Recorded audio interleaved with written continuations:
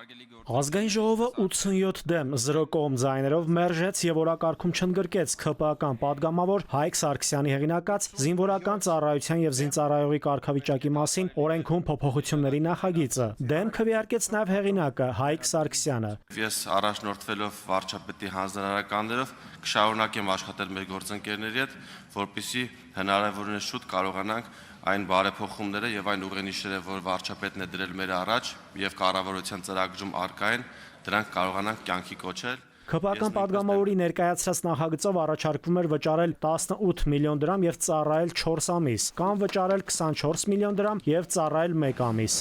Իշխանական падգամավորները ֆինանսների նախարարին վերջին շրջանում ստացված վերլուծությունները ներկայացրին։ Չնայած հարցի հասցեատերը նախարարը չէր, այլ պետական եկամուտների կոմիտեն, այնուամենայնիվ падգամավորը տեղեկացրեց, որ մասնավոր հատվածում համատարած իրական աշխատավարձից ավելի ցածր աշխատավարձ են գրանցում հարկերից խուսափելու համար։ Առնվազն 70%-ը կասի, որ ոչ, մնացած 30%-ն էլ հիմնականում կամ միջազգային ինչ-որ բրենդերի հետ փոխկապակցված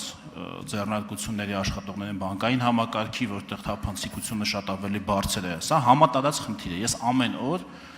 այս խնդրի մասին լսում եմ։ Ես չէի համաձայնվի այդ գնահատականին, որ համատարած է այդ իրավիճակը, բայց կասեմ նաև, որ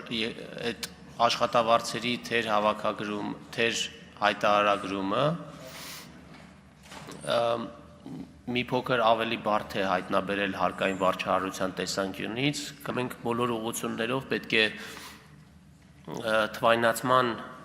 գործիքները օգտագործելով թիրախայնությունը մեր ստուգումների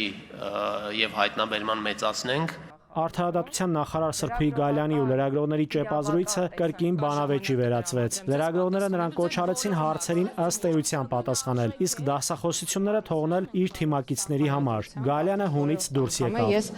մեմերի կերպար եմ դառնում ձեր պատճառով, որովհետև ստիպված եմ անընդհատ ինչ-որ տարօրինակ ռեակցիաներ տալ ձեր իրականում շատ տարօրինակ եւ անհարգալից պահվածքին։ Լրագրողները նախարարին հորդորեցին այդ տոնով չխոսել իրենց հետ։ Գալյանը ճեպազրույցը կիսատ թողեց ու հեռացավ։ Լրագրողների հետ շփումից խուսափում է նաև կառավարության ղեկավարը։ Նա էլ անտարբեր հեռացավ, չցանկանալով պատասխանել լրագրողների հարցերին։ Որքան եք խուսափելու լրագրողների հարցերին։ Որավանդաբար միշտ խուսափում եմ, վերջին 2 ամիսը խուսափում եմ։ Նաիրի Մուրադյան, ժամը լրատվական։